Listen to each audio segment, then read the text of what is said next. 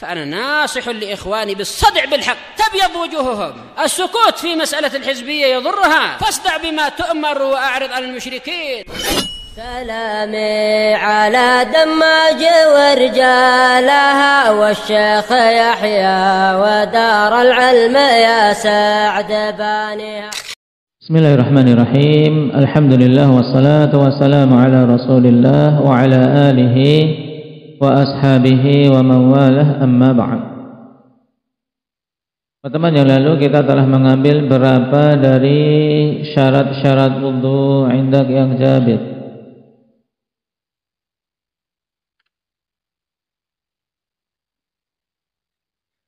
Enam syarat wudu, 3 syarat umum untuk ibadah-ibadah secara keseluruhannya. Apa itu?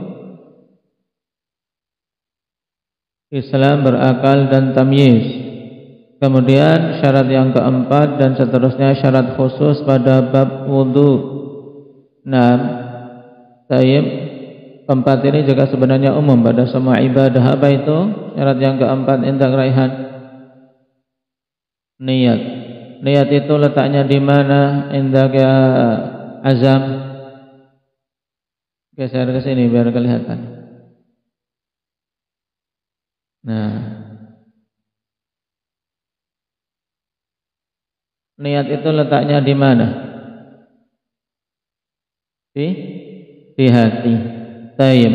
Berarti butuhkah kita melafadzkan niat, mengucapkan niat nawaitu usolli, nawaitu shoma ghadin? Tidak perlu. Tayyib. Karena niatan di hati. Nah, lalu bagaimana hukum melafadzkan niat indak ya Abdullah? Batam. Hukum melafadzkan niat apa? Bid'ah. Tayyib. Apa dalil dipersyaratkannya niat pada semua ibadah? Fadil. Maju sini ya. Sini depan sini nih. Sampingnya Ahmad tuh.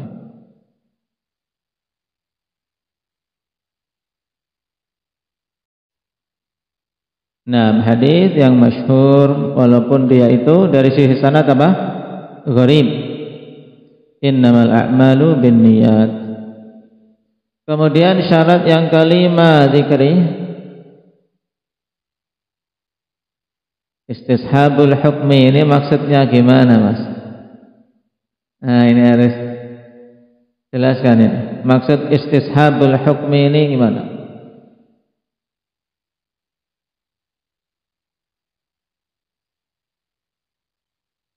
Baik, ahsanta. Yaitu tetap adanya niatan tersebut dari semenjak awal wudu sampai selesai wudu, di mana dia tidak meniatkan untuk memutuskan niatnya. Ya, niat putuskan niat berarti niat baru, ya kan, dari niat yang awal tadi mau wudu, kemudian di tengah jalan dia apa? Mau putuskan niatnya.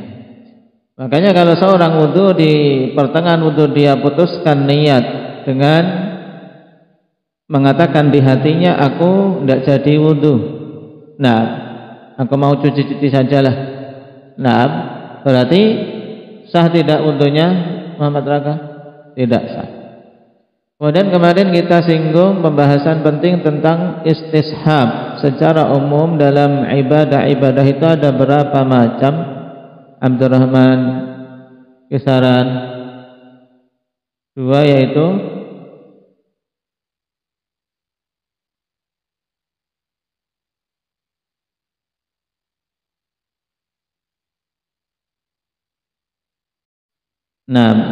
istishabul hukmi dan istishabul dzikri. Mana yang menjadi syarat dalam ibadah Zaid? Istishabul hukm, yaitu hukumnya harus terus menerus ada dari awal sampai akhir, di mana dia memang niat.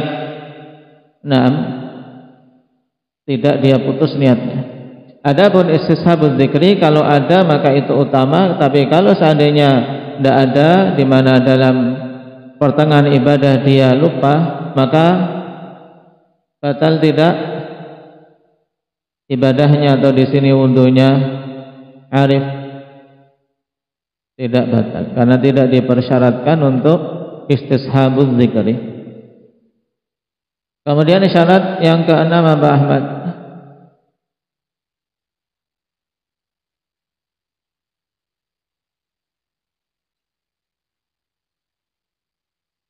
terputusnya perkara yang mengharuskan wudu. Maksudnya gimana itu?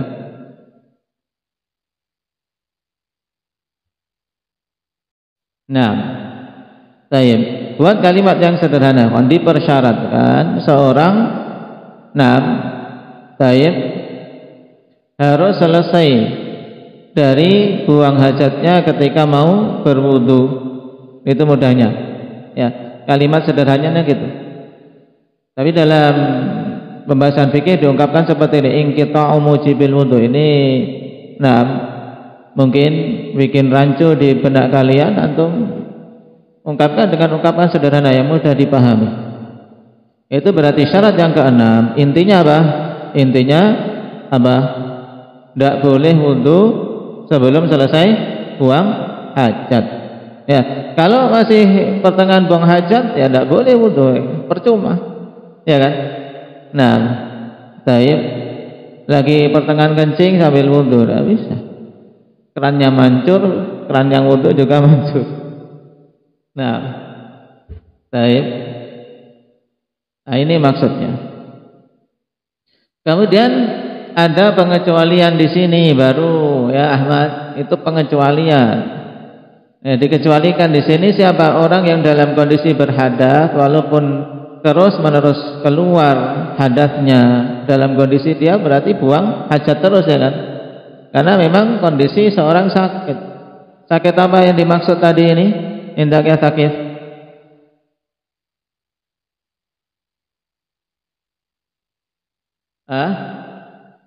Penyakit dalam bahasa fuqahanya, kalau bahasa kedokterannya wallahu alam apa itu namanya? Anyang-anyangan atau apa? Penyakit apa dalam kalimat para fuqaha? Hamzah?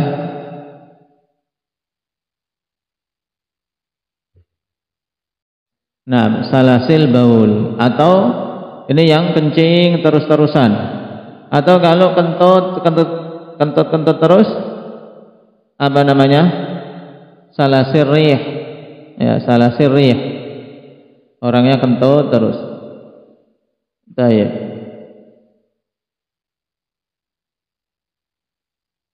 Nasallallahu al-afiyata wassalamah. Nah, sekarang kita masuk pada syarat yang keberapa berarti? Iqbal, ketujuh. Qauluhu wal istinja'u wal istijmaru qablah. Dipersyaratkan untuk istinja atau istijmar sebelum wudu apabila dia baru buang hadas. Tapi kalau dia tidak baru buang hadas, dipersyaratkan tidak ini? Hendaknya Jabir? Tidak. Nah, maksud dari Syekh Ibnu Baz rahimahullah ta'ala disyaratkan untuk istinja atau istijmar sebelum wudu apabila dia sebelum wudu buang hajat. Itu bercebok setelah buang hajat sebelum berwudu. Tidak bisa dibalik, wudu dulu baru cebok, boleh tidak? Tidak boleh. Nah, baik. Qala al-istinja'u huwa izalatul khariji minasabilain bil ma'.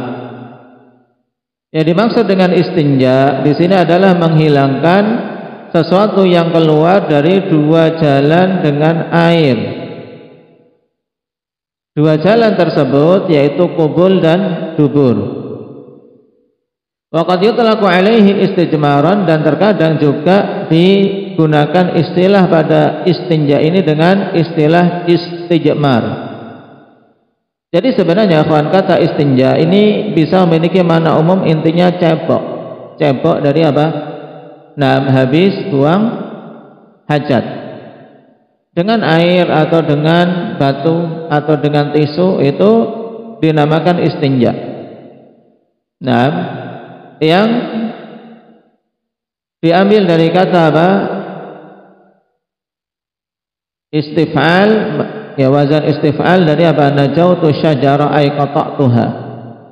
Aku putus, aku memotong pohon. Najautu syajara. Berarti istinja seakan-akan di sini dari makna lughawi maksudnya apa? Memutus najis yang apa? Menempel di tubuhnya. Ini makna bahasanya. Baik. Dan istijmar ini juga istinja bercebok. Cuman dua kata ini istinja lebih terarah kepada penggunaan cebok dengan air, sedangkan istijmar biasa lebih diarahkan pada bercebok menggunakan batu dan yang semisalnya dari pengganti air. Karena dari kata apa? Al-jimar. Al-istijmar ya dari kata al-jimar. Al-jimar itu maknanya batu-batu kecil. Ya, al-hijarah as-saghirah itu jimar. Berarti al-istijmar talabul jimar. Yaitu menggunakan batu untuk bercebok. Baik, dan disebutkan di sini wal istijmaru huwa izalatul khariji minasabilaini bil ahjari wal manadili wa nahwihima, yaitu menghilangkan sesuatu yang keluar dari dua jalan dengan batu-batu dan tisu-tisu serta yang semisalnya. Baik. Ini menunjukkan akhwan bahwasanya istijmar tidak hanya dengan batu walaupun ini asalnya yang datang dalam hadis. Yang datang dalam hadis. Cuma dari hadis-hadis yang datang dalam masalah istijmar kita ketahui bahwasanya inti dari istijmar adalah penggunaan suatu benda untuk menghilangkan najis apabila terpenuhi padanya dua sifat pokok. Yang pertama yaitu taharah, benda itu sesuatu yang suci. Tidak boleh untuk apa? Istijmar dari sesuatu yang najis. Dicatat Ahmad. Syarat benda bisa digunakan untuk istijmar ada dua. Yang pertama apa Raihan tadi? Benda itu harus suci. Benda itu harus suci. Kalau antum ketemu taib kotoran manusia, terkubur di dalam pasir, kemudian antum cari-cari pakai tangan, ketemu ini padat kayaknya, tapi itu kotoran manusia walaupun sudah atos, bisa tidak untuk istijmar? Hendak ya Huzaimah? Kenapa? Karena najis. Baik. Ini syarat pertama. Kemudian yang kedua dipersyaratkan al-inqa. Al-inqa yaitu kemampuan yang ada pada benda yang mau digunakan untuk istijmar dalam membersihkan. Dengan kalimat yang lebih sederhana yaitu benda tadi bisa membersihkan. Ini inqa. Makanya masuk di dalamnya apa? Tisu. Tisu suci. Kemudian apa? Bisa membersihkan. Taib. Kemudian apa? Misalnya kain, misalnya kita tidak punya kain. Taib, bisa membersihkan. Dengan syarat apa tadi? Yaitu sesuatu yang apa? Suci dan inqa. Membersihkan. Makanya tidak boleh kawan. Istijmar menggunakan sesuatu yang suci tapi tidak memiliki kemampuan inqa seperti kaca misalnya. Kaca itu licin, nggak bisa nyerap apa-apa. Walaupun kaca misalnya antum dapat kelereng, punya kelereng 10 untuk istijmar, bisa enggak? Nggak bisa. Antum oleskan malah nempel ke sana, kemana-mana. Karena tidak memiliki kemampuan inqa, dia tidak nyerap. Ya, tempelin, tak kencing saja taruhlah, kencing, tempelin situ, jadi airnya tetap di situ aja, malah nempel lagi ke tempat keluarnya. Apalagi kalau untuk istijmar dari buang air besar, ini lebih repot lagi. Nah, kenapa? Karena tidak memiliki kemampuan ingqa. Yang tadinya najis cuma di sekitar lubang keluar, malah jadi kemana-mana, samping kanan, samping kiri kena semua. Makanya tidak boleh istijmar dengan kaca. Dengan tisu bisa, dengan batu itu asalnya. Baik. Dengan kayu gimana Muhammad? Yang penting kayu yang tidak menyakiti, yang cuma istijmar malah jadi kena duri-durinya, kena serat kayunya malah jadi repot. Baik. Ini bedanya istinja dan istijmar pada penggunaan aghlabiyah. Dan biasa kawan, istinja dan istijmar diungkapkan juga dalam kitab-kitab para fuqaha dengan apa? Al-istitabah. Al-istitabah. Kenapa dinamakan istitabah? Li'annahu yutayyibu jasadahu biizalatil khabath anhu. Karena dia memperbagus jasadnya dengan menghilangkan kotoran darinya, maka dinamakan istitabah. Dan ini ungkapan yang rasanya memang paling halus, istitabah. Baru kemudian istitabah ada dua jenis, istinja dan istijmar. Ini lebih gamblang. Istinja dengan air, istijmar dengan batu dan yang semisalnya yang memiliki sifat taharah dan ingqa. Kemudian juga tambahan untuk istijmar, dipersyaratkan akhwan bahwasanya istijmar tersebut yang ketiga syarat tambahan, yaitu tidak dengan benda yang dimuliakan. Baik, alla yakuna minal asya'i allati laha hurmah. Tidak boleh istijmar dengan sesuatu yang memiliki kemuliaan. Misalnya antum istijmar dengan apa? Dengan khubz, roti yang sudah kering. Nah, ini sudah kering, antum istijmar boleh enggak? Tidak boleh. Paham? Dengan makanan, walaupun itu makanan jin, tidak boleh. Makanya Nabi SAW melarang kita istijmar dengan apa? Dengan tulang, juga dengan apa? Kotoran binatang. Karena tulang-tulang itu makanan jin. Sedangkan kotoran-kotoran binatang itu adalah makanan binatangnya jin. Tidak boleh untuk istijmar. Ini syarat ketiga juga diperhatikan. Hal-hal yang memiliki nilai kemuliaan tidak boleh untuk istijmar.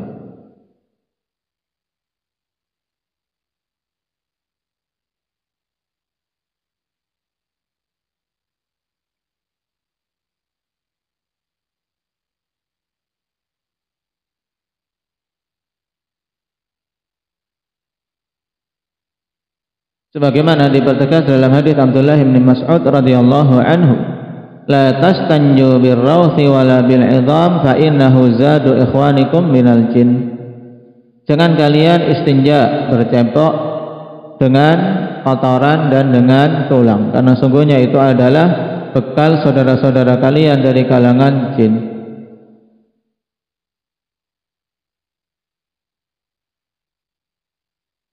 Kemudian syarat yang keempat dalam penerapan istijmar, tidak boleh kurang dari 3 usapan. Makanya Nabi SAW perintahkan untuk apa? Untuk mencari 3 batu.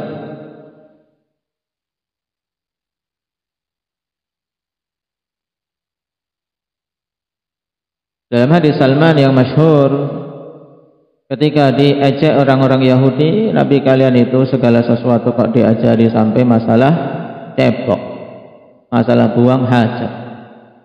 Memalukan, ini maksud orang Yahudi. Nah, masalah gitu aja diurusi.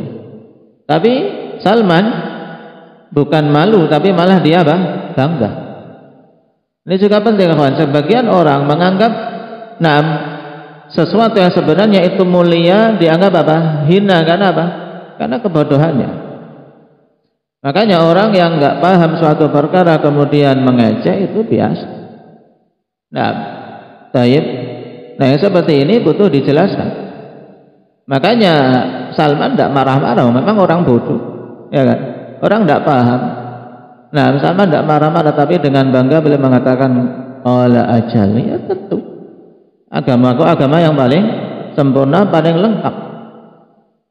Nah, laqad nahana an nastaqbilal qiblata li ghaitin aw baulin aw an nastanjiya bil yamin aw an nastanjiya bi aqalla min thalathati ahjar. Bangga beliau. Iya tentu. Karena nabiku nabi yang paling utama, syariatku syariat yang paling lengkap. Sungguh Nabi sallallahu alaihi wasallam telah melarang kami dari menghadap kiblah ketika buang air besar atau buang air kecil.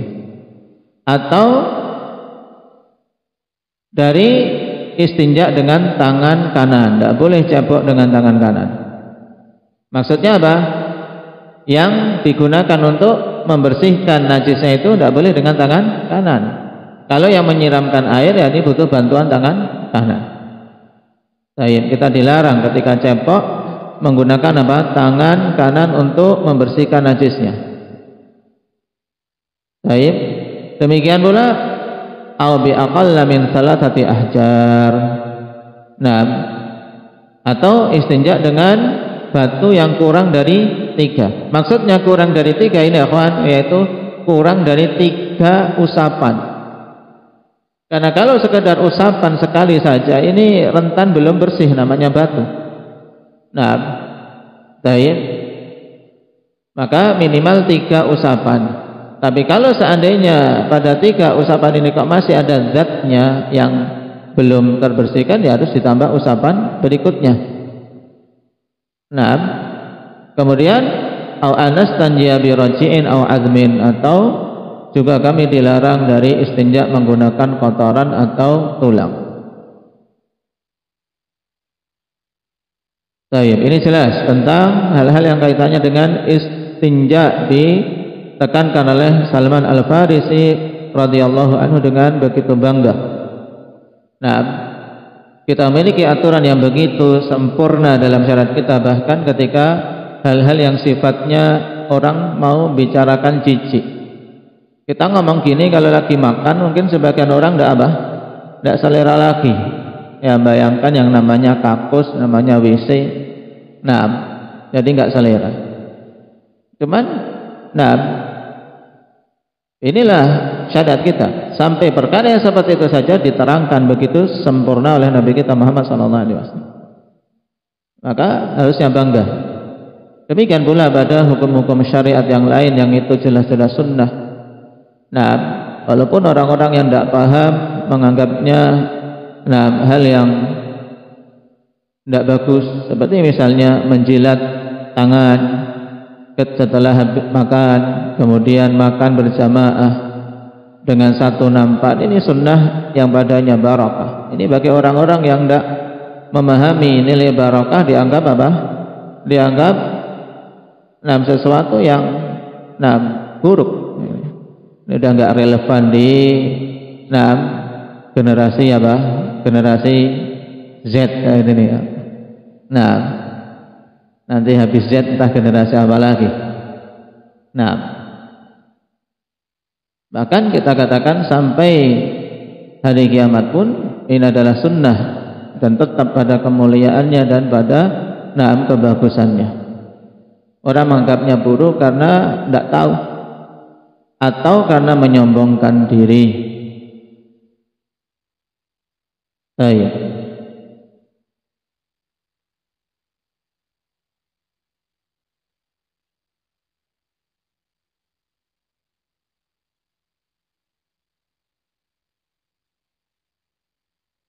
Kita lanjutkan, qala wal maqsudu annahu idza qada hajatahu fala budda ayastanjiya aw ayastajmira thumma yatawadda. Maksudnya yaitu bahwasanya apabila seseorang telah menunaikan hajatnya, yaitu buang air besar atau buang air kecil, maka dia harus beristinja atau istijmar kemudian baru berwudu. Amma idza lam yakhruj min sabilaihi syai'un fala yushtarat ayastanjiya aw yastajmira kama yadunnuhu ba'dun nas. Adapun apabila tidak keluar sesuatu pun dari dua jalannya itu, yaitu dari kubul maupun duburnya, enggak ada yang keluar, maka tidak dipersyaratkan untuk istinja atau istijmar sebagaimana disangka oleh sebagian orang. Ya, dia enggak kencing, tidak pula BAB, tidak ada keharusan untuk apa? Untuk cepok. Demikian pula seandainya yang keluar itu sesuatu yang bukan najis. Nah, tidak ada adza padanya, seperti apa misalnya? Angin, ya kan? Keluar angin tidak perlu dibersihkan, ya, dia sudah bersih. Ya, cuman baunya saja terkadang. Nah, yang jadi polusi. Kalau buang angin tidak dituntut untuk apa? Untuk istinja.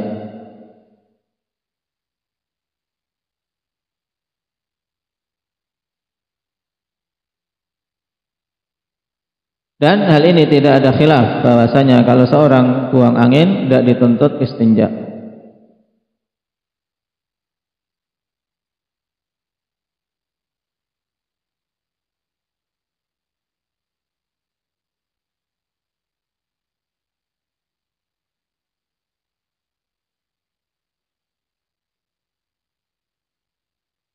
Sehingga tidak setiap mau wudu dia dituntut istinja.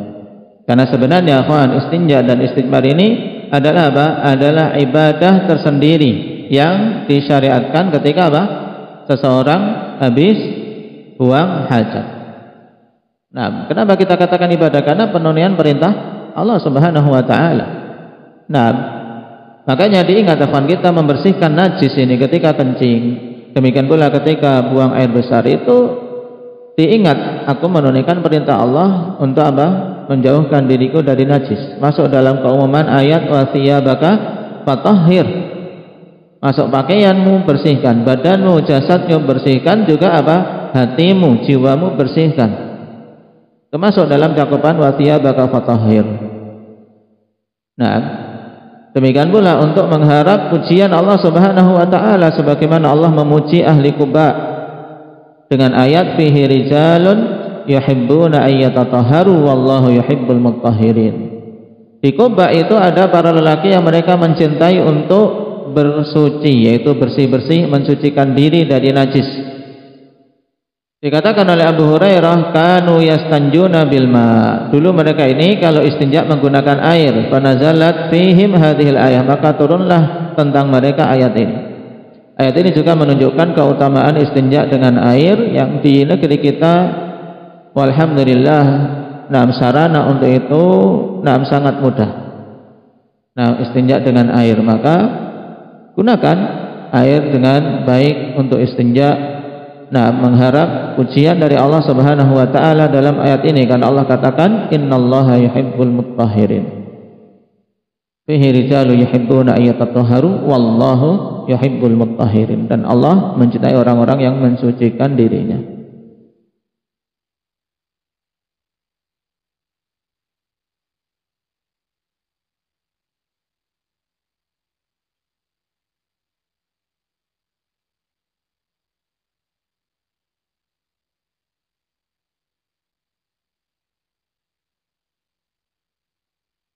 Kemudian terkait masalah istinja dan istijmar ini yang harus ketika mau wudu mesti dia harus istinja atau istijmar siapa? Laki-laki orang yang terkena penyakit salasil baul. Karena air kencingnya kan apa? Keluar terus, netes, tidak terkontrol. Maka setelah masuk waktu sholat, telah kita lewati dulu, dipersyaratkan apa? Masuknya waktu kalau mau wudu, ya kan? Kalau sudah masuk waktu sholat berarti dia mulai dari istinja kemudian baru wudu. Setelah itu walaupun keluar tidak membatalkan wudunya sampai masuk waktu sholat berikutnya. Kalau masuk waktu sholat berikutnya maka dia harus wudu lagi untuk sholat wajib di waktu tersebut. Sehingga salasil baul hukumnya ikhwan seperti wanita yang mengalami istihadah. Wanita yang mengalami istihadah di mana darah terus keluar. Nah, dan dia juga dituntut untuk apa? Untuk berwudu setiap hendak sholat. Nah, tidak dituntut mandi.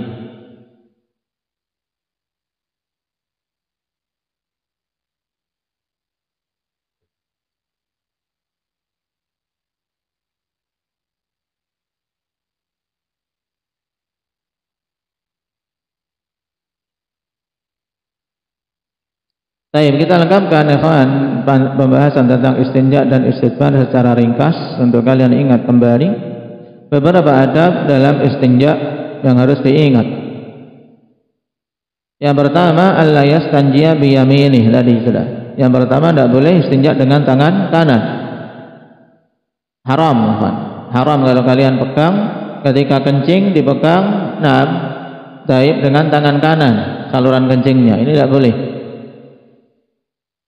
Demikian pula ketika istinja jangan menggunakan tangan kanannya.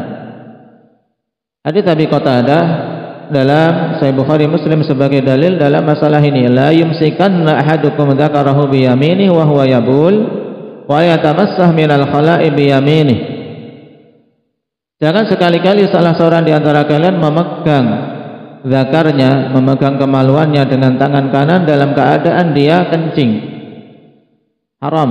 Nabi sampai tekankan, jangan sekali-kali dipegang dengan tangan kanan. Baik. Dalam keadaan kencing, menunjukkan kalau di luar kondisi kencing seorang garuk-garuk dengan tangan kanan boleh tidak? Abdurrahman Kisarat? Tidak kencing. Tidak dalam kondisi kencing boleh tidak garuk-garuk dengan tangan kanan? Dalilnya mana tidak boleh? Boleh-boleh saja. Nah, baik, dalam artian tidak ada larangan seorang kalau menggaruk, tapi selain kondisi sedang kencing. Kalau kondisi kencing baru tidak boleh dipegang dengan tangan kanan, tapi pegangnya dengan tangan kiri. Kemudian wala yatamassah minal khala' bil yamini, jangan salah seorang di antara kalian bercebok dengan tangan kanannya.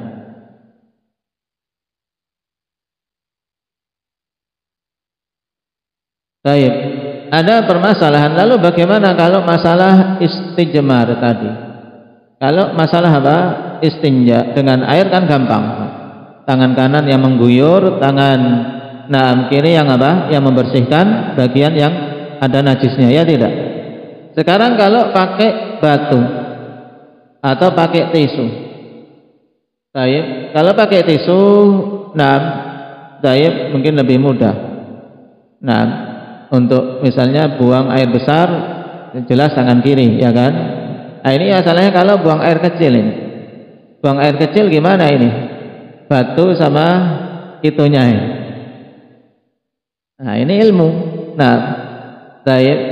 Kalau bisa tanpa tangan kanan, dalam artian tisu, misalnya tisu tangan kanan, tinggal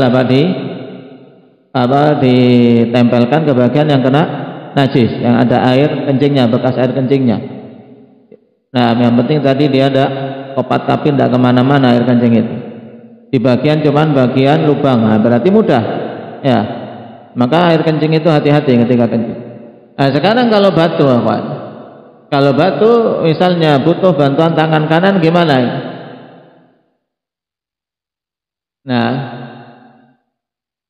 Yang digerakkan, yang megang, gimana? Kan berarti pegang batu misalnya, taruhlah batu rada gede dapatnya, ini segenggam. Baik. Nah, ini tangan kiri menggerakkan saluran kencingnya. Nah, ini harus diperhatikan. Kalau yang digerakkan tangan kanan ini dipegang, kemudian ditempel-tempelkan gini, berarti ini ceboknya dengan kanan akhirnya, ya kan? Maka caranya ini diam.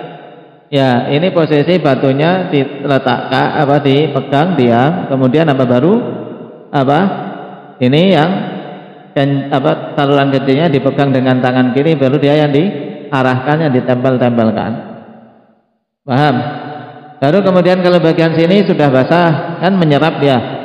Cari sudut lain, kalau batu ini rada gede, besar, kan sudut lainnya nggak kena. Ya, tempelkan situ. Kemudian sudut lainnya lagi nggak kena, bisa digunakan lagi. Berarti ini sudah 3. Walaupun satu batu, tapi bisa mewakili 3 batu. Ini maksud salatu masahat, yaitu 3 kali 3 kali usapan. Kalau seandainya seorang betul-betul mendapatkan 3 batu, maka itu bagus. Tapi maksud 3 batu di sini adalah 3 usapan, itu minimalnya. Kemudian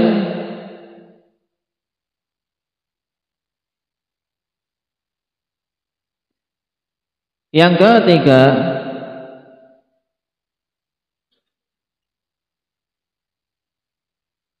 atau adab yang keberapa? Adab yang kedua. Nah,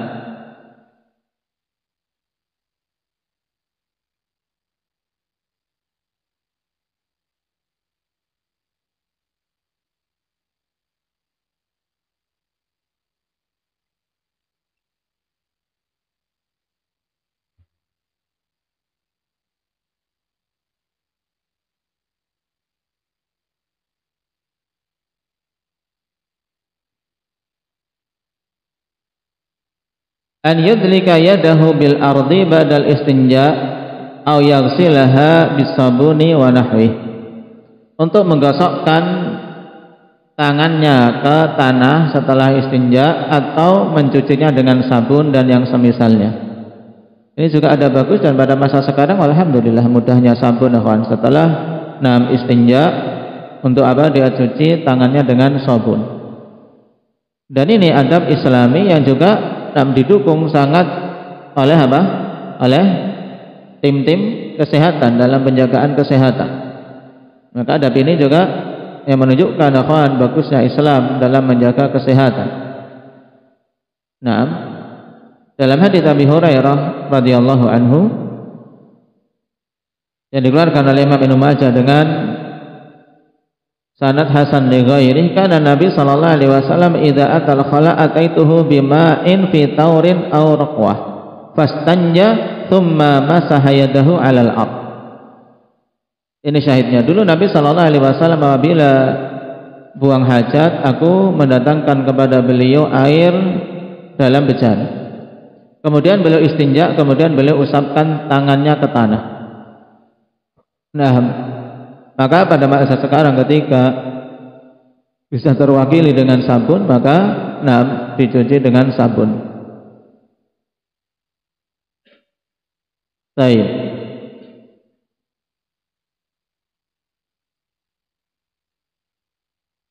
Ini mengenai istinjanya.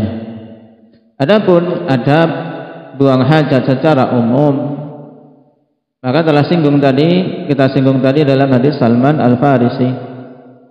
Adab buang hajat secara umum, yang pertama harus menutup aurat dari pandangan manusia dan menjauh dari manusia.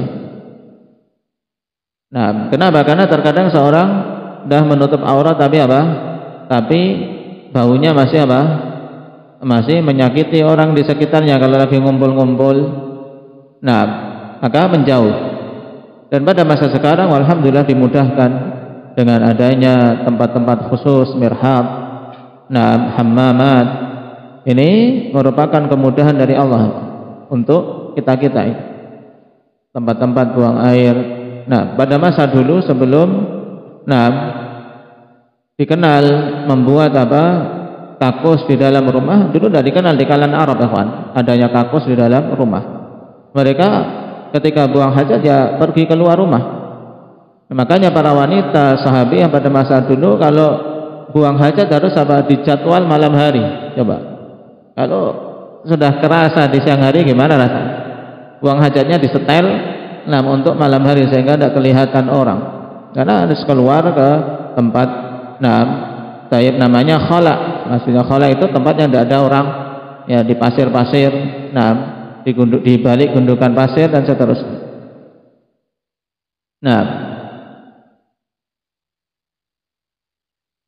Kemudian yang kedua, ada mustishabi ma fihi dzikrullah. Tidak boleh membawa sesuatu yang ada padanya zikrullah. Tidak boleh membawa mushaf masuk ke tempat buang hajat, atau cincin yang di situ ada tulisan nama Allah.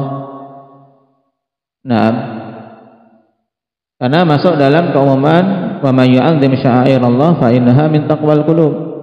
Yang mengagungkan syiar-syiar Allah itu termasuk dari ketakwaan hati.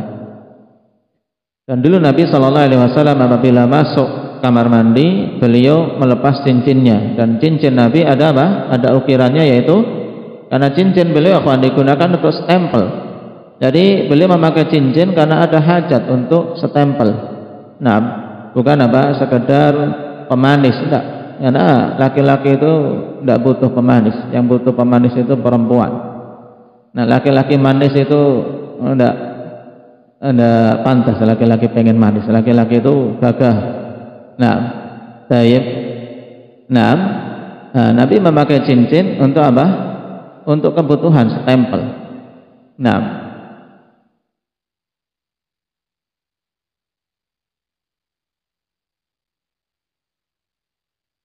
Dan hal ini apabila seseorang khawatir ketika dilepas di luar, apalagi di tempat-tempat umum, dia membawa tas, di situ ada juga buku dan seterusnya, khawatir, maka padanya rukhsah untuk dibawa masuk, tapi diletakkan dan di tempat yang terjaga dari terkena najis, misalnya di gantung dan seterusnya.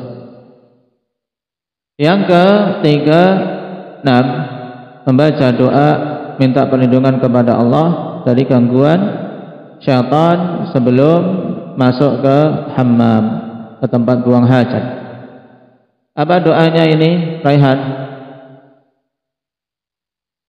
Allahumma inni a'udzubika minal khubuthi wal khaba'ith. Dan dibacanya ketika hendak masuk WC-nya, masuk kamar mandi. Tapi kalau seorang di tempat di luar kamar mandi, misalnya di hutan, di balik-balik pohon, maka ketika mulai menyingkap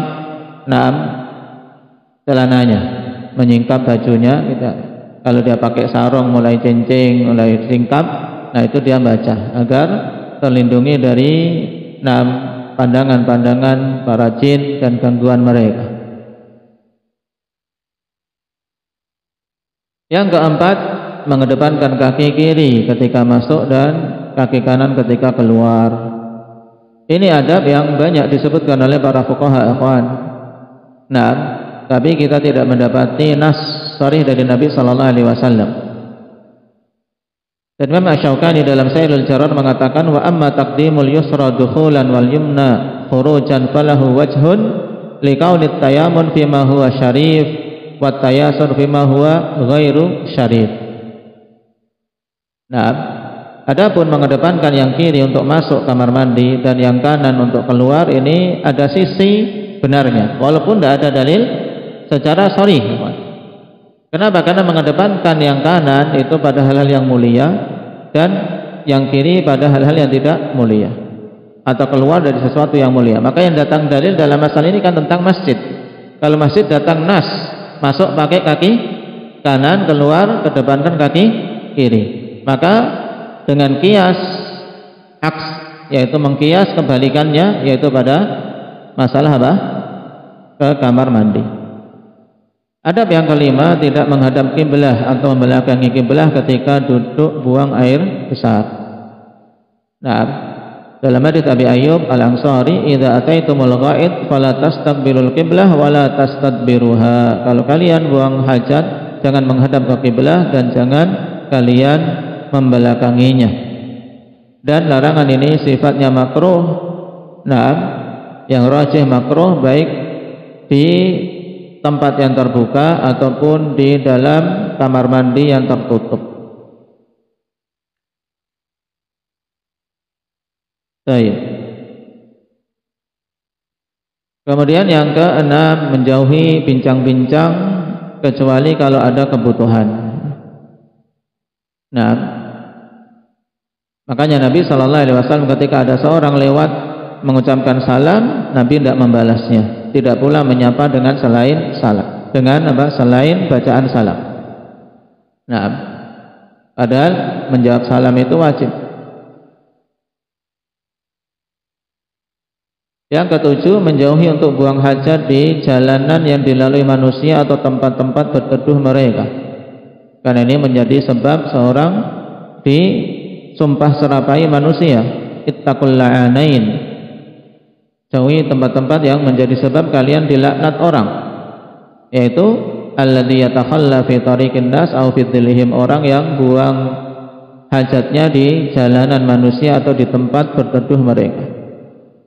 Adab ke-8, nah, menjauhi untuk kencing di air yang tergenang, yang tidak mengalir. Naha an yubala fil ma'ir raqid, dalam hadits Jabir, dilarang kencing di air yang tergenang.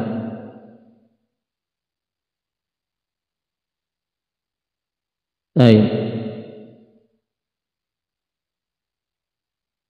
Kemudian ketika keluar disunahkan untuk membaca doa ghufranak, walaupun diperbincangkan oleh para ulama tentang keabsahannya.